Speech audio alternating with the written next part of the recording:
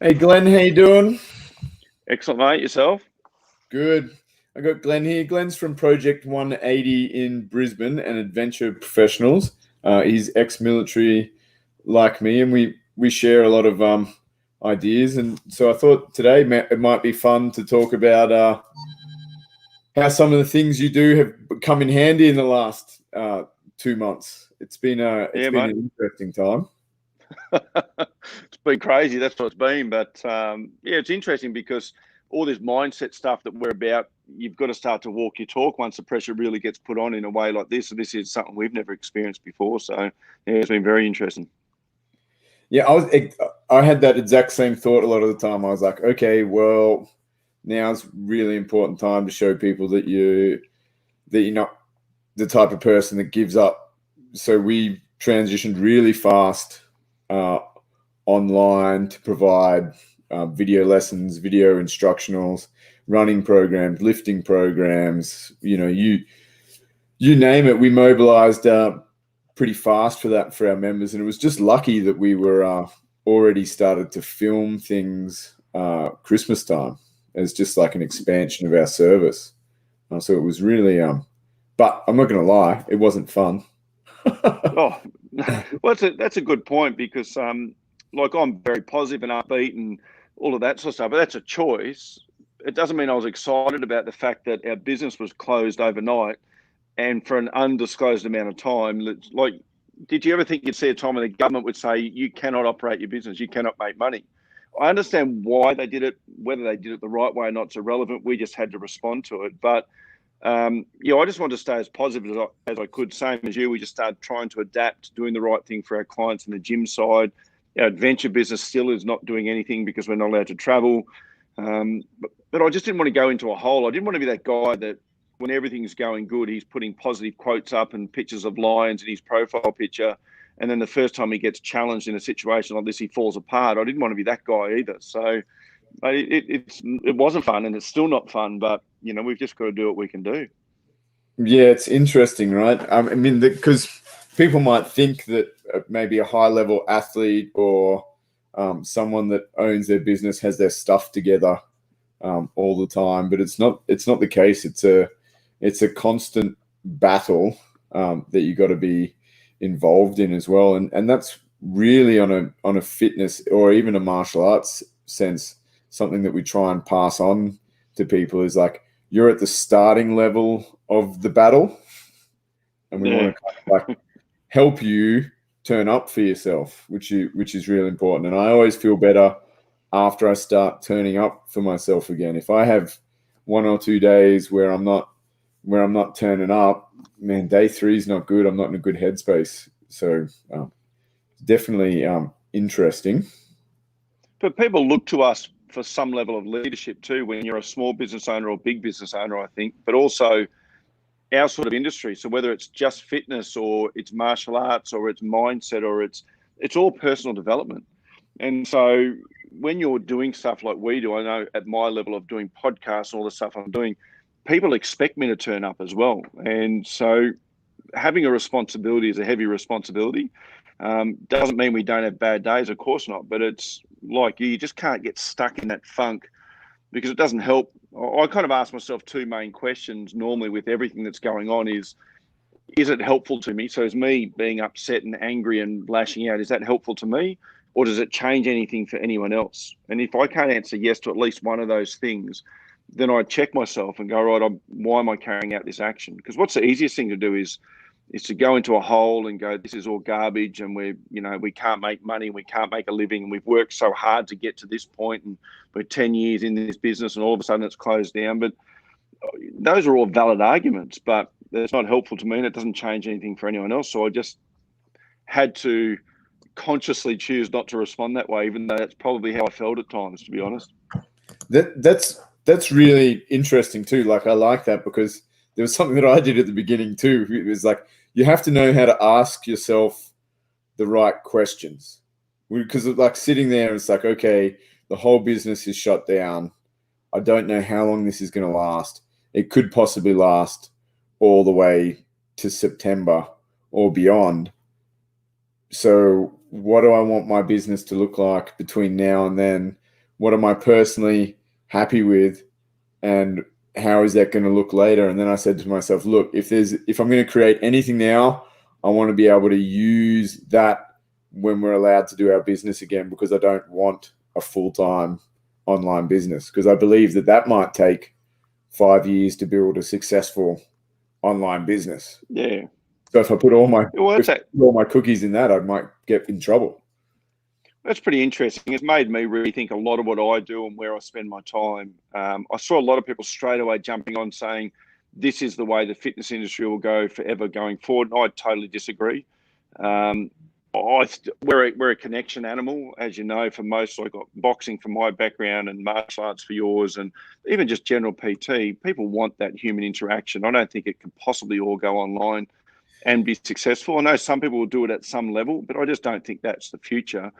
My belief, and maybe I'm wrong, but my belief is that the more connected we are through this sort of forum, which is great that we can do this, but the more connected we are online, the more actual human connection interaction we need as well. As in, I know certainly with boxing, you can't really do it on your own. You can't do it to a screen. It's not reality. So I don't want to go down the road of just trying to have an online business. In fact, whilst we did all the Zoom feeds and all that, I didn't really enjoy it to the level that I enjoy having people in here, having a conversation with them, high-fiving, having a bit of a laugh and a muck around. And I don't know, in 2 months of being closed, we missed all of that interaction. And I didn't think I was a very personable, I'm not a hugger. I didn't think I liked all of that stuff. But all of a sudden, that incidental interaction with people was bizarre. It was just me and my two boys, my two trainers here, talking to a TV screen 3 or 4 times a day. It didn't quite fill it for us. So I certainly don't want to go down that line. But I have looked at other ways that I could possibly change some of my business models, some of where I spend my time. Everything requires me to be physically able and capable to do it, from leading adventures to coaching people. But like, I've started doing a lot of one-to-one coaching via Zoom, as in mindset coaching. I've started to do Zoom feeds to like 200 people in companies and stuff that I just hadn't really thought about doing before. I used to go and actually visit people and do it face to face with them. So I will keep that up. I found that quite effective. I'm coaching people in Melbourne and Perth, and but I would have to normally fly down and do 2 or 3 days, coach 2 or 3 different companies over a 2 or 3 day period. Now I can do it in 1 day, 3 hours, 1 hour each on a Zoom. So I'll definitely keep that up. But from the gym side, no, I'm not someone that wants to be an online fitness business as such. Although I am happy with the way the whole fitness industry adapted as best it could on really short notice. As you know, we got told one day that as of midday tomorrow, you're closed. It was like, whoa. Well, and they did the same thing opening up again. So that they must have some marketing person that believes that's the correct way to behave. But just a quick shout out to Anastasia if you're listening somewhere. There's no 18 hours makes you look like a dick. If she'd given us 5 days, I would have been happy. 5 days, sweet. But 18 hours, I was just like, come on, what's the point in that? Mate, I was out bushwalking with a whole group of people, with my trainers. We all went out and did a bit of a hike. It's 5 o'clock on a Sunday afternoon as we're driving home, when one of them messaged me and said, we're allowed to open the gym at lunchtime tomorrow. All of our equipment's been hired out by people. We haven't had a cleaner go through the place yet. We'd booked in for 2 weeks' time. I'm not complaining. I'm happy to be open, but it was a mad scramble because all of a sudden, the next morning, people were excited. Or lunchtime the next day, people were coming in and we didn't have gear. So we're trying to get all of our gear back. And so, I thought some notice would have been nice both ways, to be honest, to give us some chance to adapt. But not the way it went. Yeah, and it's funny you say like you're still doing Zooms to companies and things. I think this kind of interaction is a great way to get systems out. So we provided a lot of our back end systems, and maybe like short technique videos and things we used. So that way people can use it as, I think online should be used as an extra tool to whatever you're doing to connect during life anyway. But you're absolutely correct. We need connection. We don't want it. We need it. And social media can be that double-edged sword. It can either increase your connection or make you just connected enough that you can't be bothered going anywhere. And then you end up sad and involved inside of this drama reality, as opposed to seeing people and hanging out with people, because that's a life skill too, right? Seeing people and hanging out with people that you want to be around, that feed you good energy, that in itself is a life skill. Yeah, absolutely. And it's like, even those of us who think we're not particularly personable, and certainly I know in my military career, I thought I was a bit alpha and I don't need other people. But you soon realize when you can't be around other people, maybe you do need them.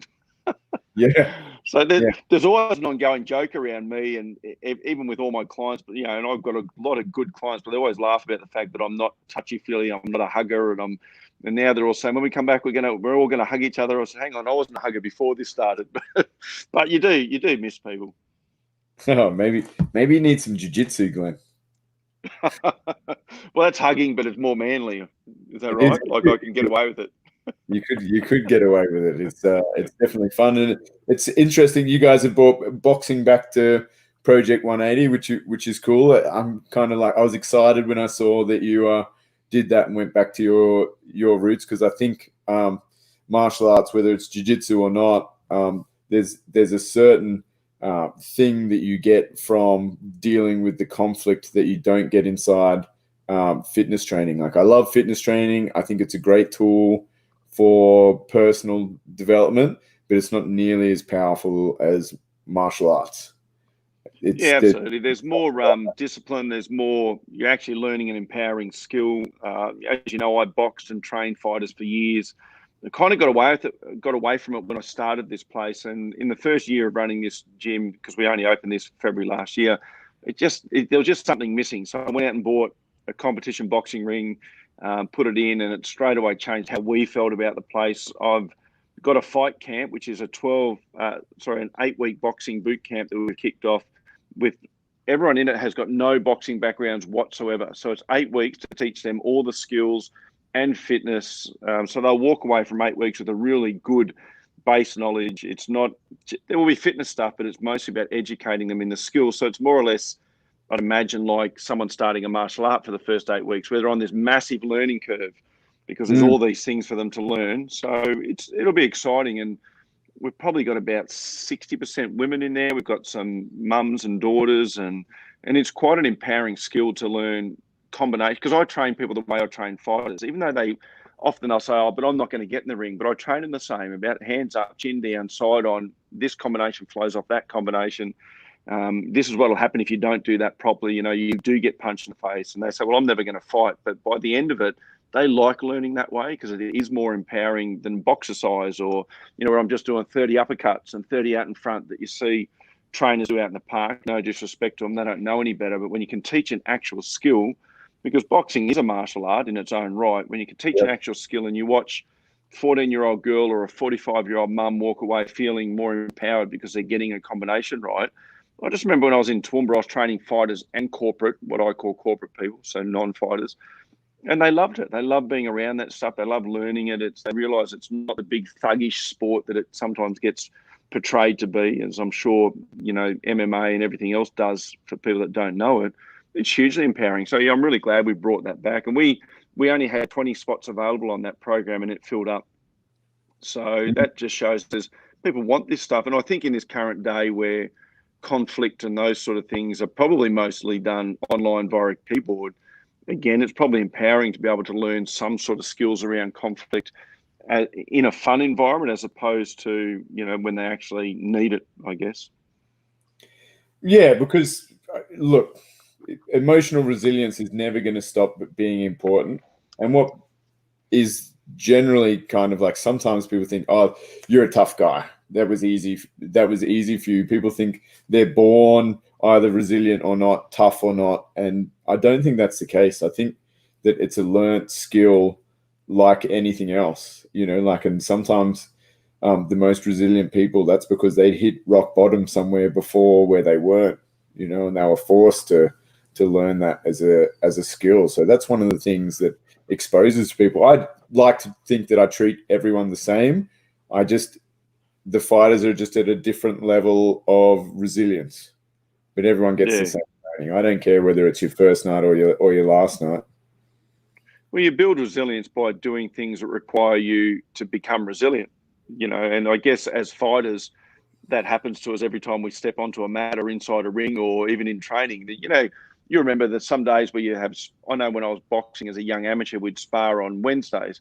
And some Wednesdays you're on fire, you're a world beater and you felt magic. And other Wednesdays you just get your butt handed to you and you think, what went wrong? Same guys, you're sparring the same guys, but you had good days and bad days. And that's how you built resilience, let alone in fights and all of that sort of thing. But it's not just fighting. Like, I fully believe that resilience is something that must be trained. And I just think the more times you challenge yourself in any way that makes you uncomfortable, whether it's you don't like public speaking and you get up and do some public speaking, or whatever it is that makes you uncomfortable, it doesn't have to be a physical thing. You go and do that and you build more resilience because you learn to overcome your own perceived limitations. And all of a sudden, when you overcome some perceived limitations, you think, well, if I'm capable of that, I wonder how much more I'm capable of. I see it when people cross the Kokoda track all the time. People who think they're not going to be able to do it, and I watch them for days, doubt themselves, but just push on through, and they teeter on the edge sometimes of wanting to get out of there or go home, or what am I doing to myself? And to a T, I watch the emotion on the look on their face when they walk up through those arches and realize, wow, if I can do this, I wonder what else I can do. And it's not just physical, it's in every area. I just believe you can build resilience and you should build resilience.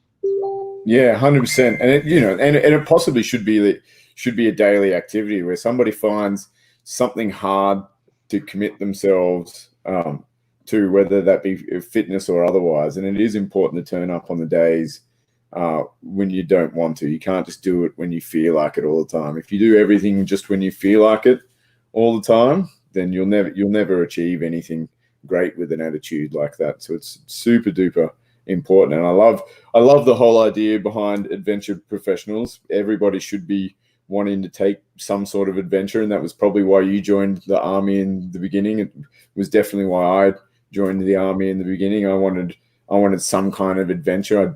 I was done with school and wanted to get out into the world and do things a little bit different than how we're brought up. So, and I appreciate a lot of things that I did in the military in that sense. It was an adventure. Went overseas a bunch of times. So that was really cool. And it's nice to see that opportunity be available to people without having to join the military. I probably joined, I look back and I got all of that from the army, and I did 17 years. I started out infantry and ended up being in medical corps. I got all of that out of it. But when I first joined, I probably joined just out of being naive, because the first Gulf War was kicking off, and I was a teenager. I thought, geez, war, that'll be fun.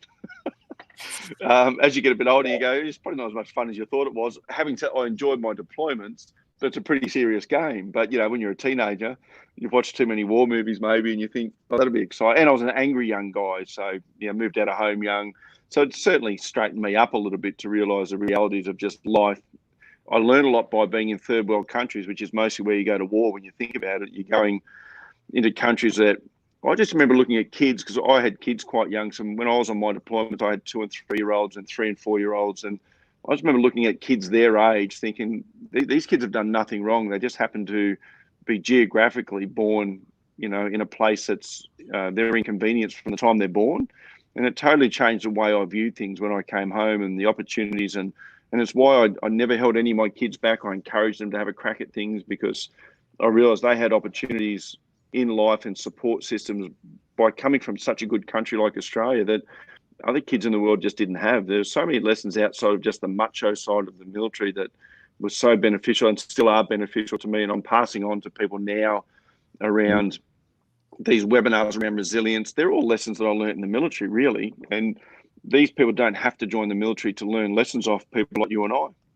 Yeah, which is great, right? And it's nice to see people with that kind of perspective that are veterans as well. So sometimes there can be a bit of negativity from the veteran culture. Sometimes I'm responsible for that too. I don't particularly enjoy hanging around veterans all the time. So it's always nice to hear positive stories come out of that community. It's a tough space. Yeah, it's a tough space, the veteran community, because as you know, I've done a fair bit of work in there, and it can be really thankless. And there are people that, and I'll just say it, they just want to be victims. That's where they've decided their lot is when they get out of the military, and that's on them. I used to take that really personally. I used to work really hard to try and change things for them, and you'll find that they can lash out. But other people, who will embrace it. Some of my best mates have just gone on to do some amazing things because they're not defined by their military service, what they did in there. They've decided that was a chunk of their life. Like, I loved my time in the military. It was good and bad, but I, for the most part, loved it. And I identify with it. But I've been out 10 years, so I'm not still holding on to, I used to be a soldier. That was what I did. That was one career. I've used the best bits of that to move into my next career, but I'm very heavily focused on my current career, not going back to I used to be, or the army hasn't given me this, or and I've had veterans lash out at me because we're doing well and we're successful, whatever that looks like to people, while they're stuck in victim status. But that's a choice. You know, you get to choose how you transition out. And if you don't believe that, then you're stuck in a fixed mindset, and no one can really help you. You've got to take ownership of that.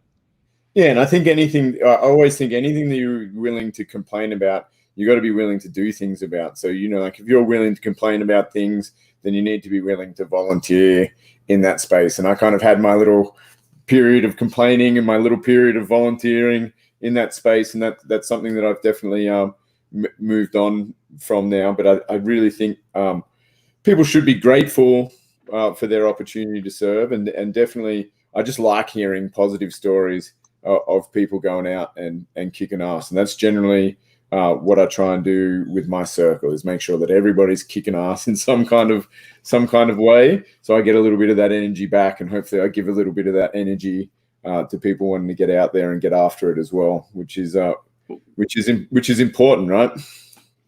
Yeah, well, that's right. Like, I look at my circle now, and I've got young guys working for me who are 23. I've got kids older than that these days. And so I'm working with people younger than my kids.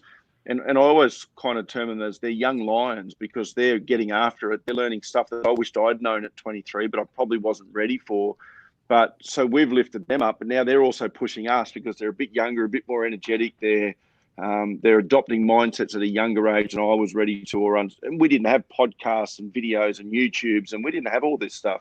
So they're embracing it, but you get to choose who you hang around. So that all of a sudden you're in this sort of tribe of people that are all lifting each other up. And if anyone has a bad day, other people are kind of, the energy lifts them up. And so some days it's me having a bad day. Other days it's one of them. But if you've got the right tribe of people around you, you have a lot more good days than bad days. You don't sit around and gripe too much. You just get about it. And it's actually been quite refreshing through this current period, the gym being closed, you know, my trainers and even myself being on JobKeeper, which is bizarre. I've never had a government benefit in my life. And all of a sudden, you know, you've gone from a good 7-figure business to nothing overnight. That took a lot of, I don't know what the word is, but a lot of mental resilience too, because I have a real issue about being on a government benefit. I don't like the idea, but that's what happened to us because we've invested a lot in this gym 12 months on, and all of a sudden we're closed. It's normally backed up by an adventure business. It's not operating, and it was tough. So by having the right people, my guys are on JobKeeper. They can sit at home and do nothing, but they turn up here every day as well. We train together every day, you know, to put videos together, and we demoed for each other, and even our clients, we seem to be mostly attracting the same sort of level of people around us from the client point of view, and they don't probably realize they lift us as much as we lift them. So it's a good dynamic when you start to build that. And it's taken me years to get to there, but it is a good dynamic. Yeah, I think when you put that energy out in the world too, right, and you're sharing lessons for free, much as we are now, is that sometimes by the time people get to you, they've already been consuming those lessons, and they become really good members of the team really quickly, which I think is great, because you're randomly lifting people up and lifting the community up, and that's something that I really wanted my center to be able to do. Like, it wasn't called, you know, like we didn't want to call it the, you know, fast fitness center, you know, like we didn't want to do any or the skull bashing MMA team or whatever we want. So we tried to think of like what the mission was, what fitness and martial arts really does for people, and that's how I came up with the name Courage Training Center. Is we just wanted to kind of inspire people to do a little bit more and get after it a bit, you know. So right now there's just so many people from our center that kept training the whole time, kept doing. Some people even reached out to me, "Hey coach, are you doing all right? You must be missing the gym." And, you know, that was a nice thing to have bounce back in my direction as well over the past 2 months. Yeah, it's interesting through adversity, like we're just going through and have for the most part, I guess we've kind of come through, is you see the people who are about it and the people who just talked about it. You definitely see who's loyal to you, who cares about you as an individual, as a business, and who you care about. And it's interesting. Like there are people under any sort of challenge that really step up who are probably the quiet achievers, and you go, oh, wow. And there are people that you were thought were ride and die. They're going to be there through thick and thin who just disappear. And it's just really interesting. And I'm really conscious not to be one of those ones that disappears. I'll always be here. I'll always do what I do. I view all this stuff, interestingly, whenever I'm challenged, whether it's in this environment or any other, no matter how tough it is. I remember going through a divorce and all of those things years ago, and I treated it in a way that, what's the lesson out of this that I'm going to be able to tell people one day? As hard as this is right now, down the track, I'd like to be able to, with some level of confidence and pride, say, I actually handled that pretty well. And when I think about it in that way, about what am I going to be able to talk about in a year or two, I make different decisions. I don't lash out of anger or upset, or I just go, okay, well, am I going to be embarrassed to tell the story about how I handled this, or am I going to be proud of it? And if I'm going to be proud of it, that changes the way I actually respond. Yeah, because we're all writing our own story, right? I mean, that'll be like I say it a lot of the time, like this is the legacy. Your character is the legacy that you leave behind. It's 100%. You can't, it's not going to be what you say isn't going to be what's left behind. Your character and how you made people feel, that's the only thing that you've got that will be left behind. Not money, not houses, not anything else, which is, interesting. And I've never been really motivated by money. I get motivated kind of like, well, we can help more people this way. I can have more autonomy for my life this way. Those are the types of things that motivate me, and I think some people might be motivated by money, but definitely autonomy, purpose are definitely two of the things that motivate me and keep me sane at the same time. And this probably could be a universal rule to more people. Like, why do you want more money? Well, you want more money because you want more autonomy. Why do you want more autonomy? So you can follow your purpose, yeah, kind of like starts to hit home. I think it's difficult to maybe have the self-awareness. Absolutely. And when you dig down on money, it's always about something else. It tends to be about freedom of choice, freedom of what I do with my time, freedom of who I hang around with, all of those sort of things.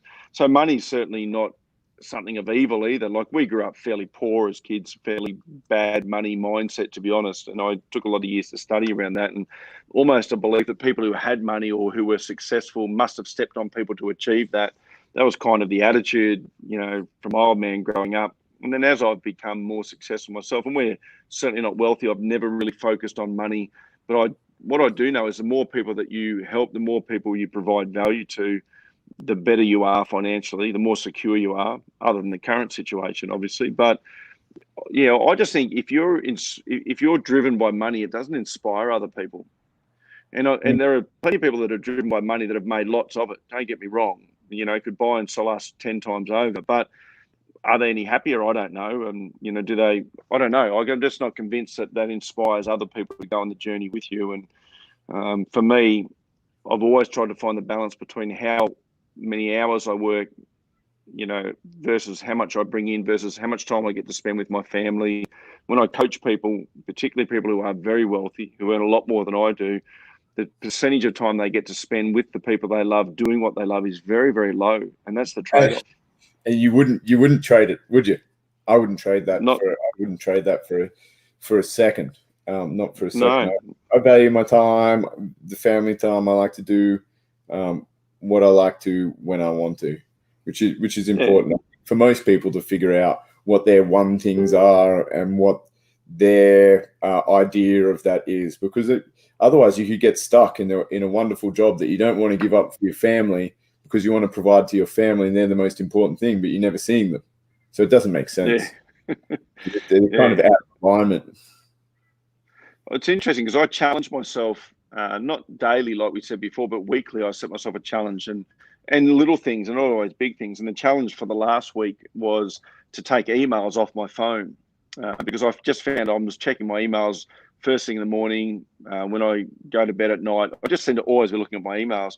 Now, I'm not on the triple O line. I'm not saving anyone's life. So no email could be that important. So I took it away. And I just found that I was more present. So I leave my laptop in the office, see. So I used to take all my work home with me, but now when I've got the kids, I like to, particularly Christian, we like to hang around and sit and talk and watch TV, and we'll do Facebook live feeds on weekends with my young fella, and just have fun, as opposed to having my head stuck in work all the time, responding to other people's agendas. So I set myself challenges, whether they be physical challenges, sometimes changing a morning routine, just because I want to try all these different things and then add something in. But getting rid of emails off my phone, which I only did a week ago, is something that I'll stick with now. So if people email me on Friday, they might not get a reply from me until Monday, and that's okay. Some people get annoyed by that because it's kind of like, hey, I emailed you, but yeah, it was 8 o'clock Friday night, mate. So I just feel less compelled to respond to those.